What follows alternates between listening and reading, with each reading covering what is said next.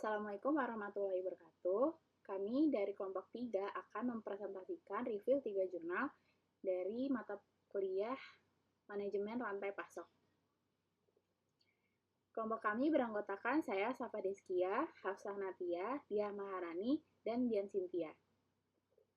Jurnal yang kami pilih itu ada 3. Yang pertama, Strategi Manajemen Rantai Pasok Telur di Toko Smart Karawang menggunakan Collaborative Planning, Forecasting, and Replacement yang ditulis oleh Indri Kurnia Dewi dan penulis yang lainnya. Yang kedua yaitu Put Your Money Where Your Forecast Is, Supply Chain Collaborative Forecasting with Cost Function Based Prediction Markup yang ditulis oleh Majid Karimi dan Nima Zerpor. Dan yang terakhir yaitu A New Key Performance Indicator Model for Demand Forecasting in Inventory Management Considering Supply Chain Reliability and Seasonality yang ditulis oleh Yasin dan Alasan.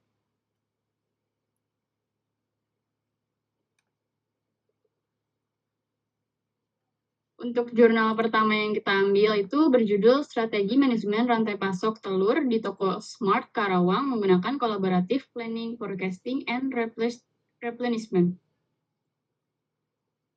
Pendahuluannya, Toko Smart Karawang mengalami ketidakseimbangan stok telur yang menyebabkan tingginya biaya penyimpanan, risiko kerusakan, dan ketidakpuasan pelanggan. Untuk mengatasi hal ini, penelitian menerapkan metode CPFR guna meningkatkan kolaborasi, akurasi perencanaan, serta efisiensi operasional sehingga dapat mengurangi biaya dan meningkatkan kepuasan pelanggan. Selanjutnya ada metodologi dari jurnal ini. Yang pertama ada implementasi metode CPFR, yaitu menerapkan collaborative planning, forecasting, and replenishment CPFR untuk meningkatkan koordinasi, akurasi, perencanaan, dan pengisian kembali stok. Kemudian ada analisis kebutuhan dan identifikasi masalah, yaitu menggunakan pendekatan kualitatif dan kuantitatif, termasuk wawancara dan analisis data histori penjualan. Kemudian ada penghitungan bullwhip effect, yaitu menganalisis dampak variasi kecil dalam permintaan pada rantai pasok. Lalu ada tahap kualitatif, yaitu menjelaskan perencanaan dan strategi dari Toko Smart dan melakukan peramalan demand dan supply management dengan metode moving average. Yang terakhir ada analisis dan perhitungan economic order quantity atau EOQ, yaitu menghitung jumlah pesanan optimal untuk meminimalkan biaya persediaan. Selanjutnya ada hasil dan pembahasan. Hasil penelitian menunjukkan bahwa penerapan metode CPFR di Toko Smart meningkatkan koordinasi rantai pasok, akurasi perencanaan, mengurangi kelebihan stok hingga 20% dan kekurangan stok hingga 15%, serta menurunkan biaya operasional dan meningkatkan kepuasan pelanggan. Kesimpulan, penerapan CPFR di Toko Smart Karawang meningkatkan manajemen rantai pasok telur, mengurangi kelebihan stok sebanyak 20% dan kekurangan stok 15%. Metode ini meningkatkan akurasi ramalan, koordinasi, serta efisiensi operasional, sekaligus meminimalkan biaya dan meningkatkan kepuasan pelanggan.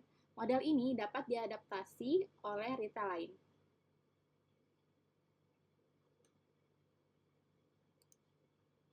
Selanjutnya, untuk jurnal kedua yang kita ambil itu berjudul Put Your Money Where Your Forecast Is, Supply Chain Collaborative Forecasting with Cost Function Based Prediction Market. Enggak sih, iya deh. Pendahuluannya, penelitian ini berfokus pada tantangan peramalan kolaboratif di rantai pasok, terutama dalam menyelesaikan perbedaan perkiraan antara pemasok dan pengecer. Proses ini seringkali memerlukan biaya tinggi dan sulit mencapai konsensus. Dengan kemajuan agregasi informasi, CFPM menawarkan solusi lebih fleksibel dan efisien, meningkatkan akurasi perkiraan serta mengurangi biaya operasional.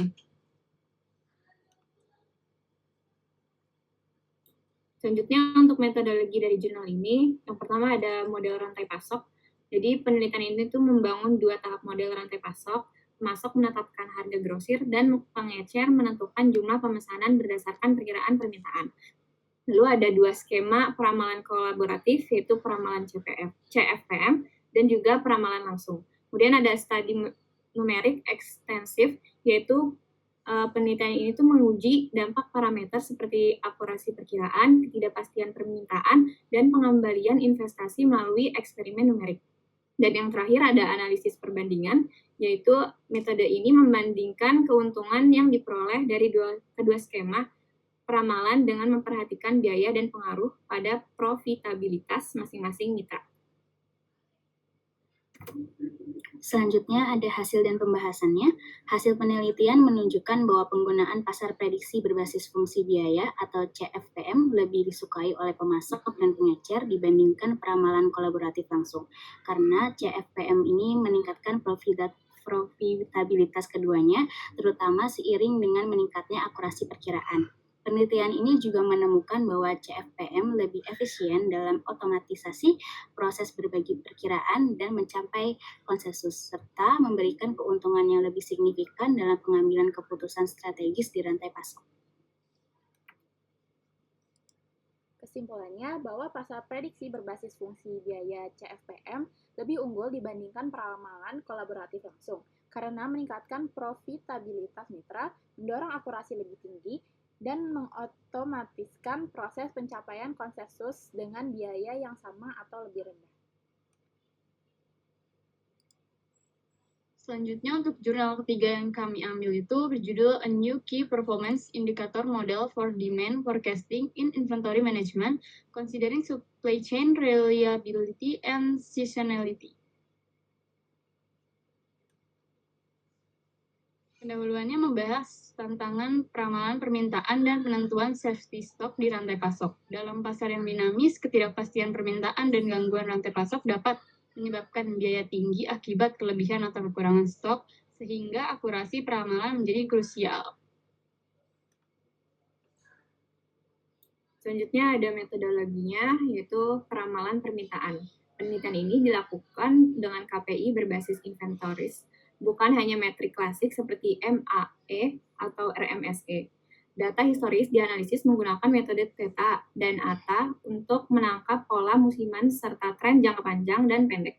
Dataset dipisah menjadi pelatihan dan pengujian guna mengoptimalkan model. Lalu ada penentuan safety stock. Di safety stock ini ditentukan berdasarkan keandalan rantai pasokan, indeks musiman, serta pendekatan dinamis yang menyesuaikan tingkat layanan per SKU. Teknik autokorelasi dan dekomposisi musiman digunakan untuk mendukung keputusan yang lebih akurat. Hasil dan pembahasan. Yang pertama, ada model terintegrasi yang efisien. Model terintegrasi sebuah sistem yang mengintegrasikan berbagai aspek sistem secara signifikan meningkatkan efisiensi manajemen inventaris dan memprediksi kinerja sistem. Yang kedua, KPI baru untuk peramalan. Penelitian ini mengembangkan KPI baru yang mempertimbangkan biaya persediaan untuk menilai keakuratan peramalan, membantu perusahaan menentukan stok pengaman serta lebih optimal. Dan yang ketiga, peningkatan akurasi peramalan. Dengan menganalisis data historis, musiman, dan keandalan pasokan, penelitian ini meningkatkan akurasi peramalan serta mengurangi risiko kekurangan atau kelebihan stok. Yang keempat yaitu hasil uji pada dataset nyata. Model ini diuji pada dataset nyata dan terbukti lebih efisien dibandingkan metode konvensional, menawarkan pendekatan baru untuk peramalan dan manajemen stok. Dan yang terakhir, pengaruh positif terhadap kinerja rantai pasokan. Integrasi ini meningkatkan kepuasan pelanggan dan efisiensi biaya, berkontribusi pada kinerja rantai pasokan yang lebih baik dengan mempertimbangkan musiman dan keandalan manajemen inventaris yang lebih efektif.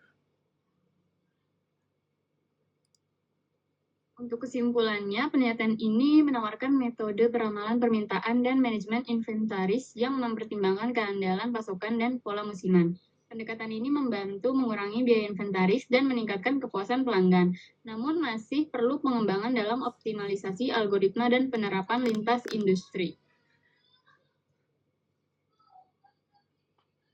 Selanjutnya ada analisis mengenai metode, kelebihan, dan kekurangan pada 3 jurnal yang sudah direview.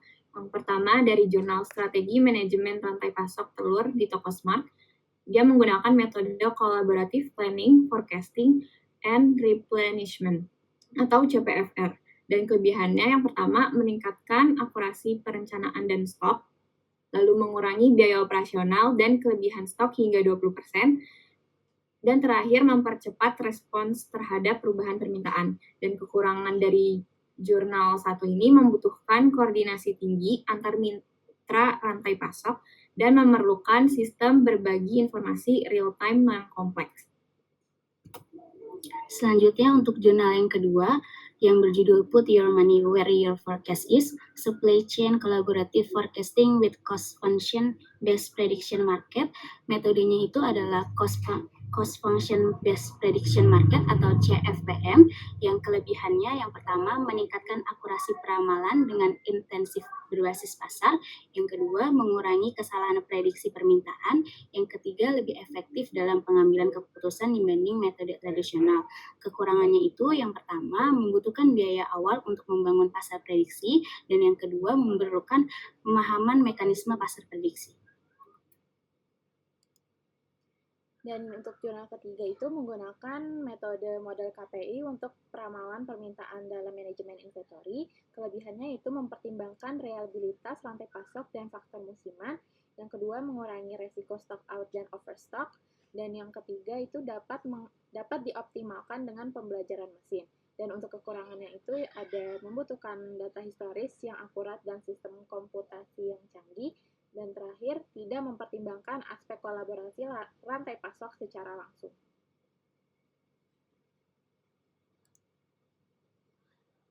Dari ketiga jurnal yang sudah dianalisis, metode yang paling efektif itu terdapat di jurnal tentang strategi manajemen rantai pasok telur di toko Smart Karawang dengan metode kolaboratif planning, forecasting, and replenishment yang dianggap paling efektif karena mampu menyeimbangkan pasokan dan permintaan, mengurangi biaya penyimpanan, serta meminimalkan kelebihan dan kekurangan stok. Studi kasus menunjukkan bahwa penerapan CFR di toko Smart berhasil mengurangi kelebihan stok hingga 20% dan kekurangan stok hingga 15%, serta meningkatkan koordinasi antar pelaku rantai pasok.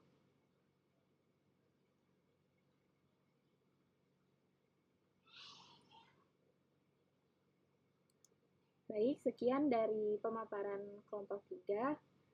Kurang lebihnya mohon maaf. Wassalamualaikum warahmatullahi wabarakatuh.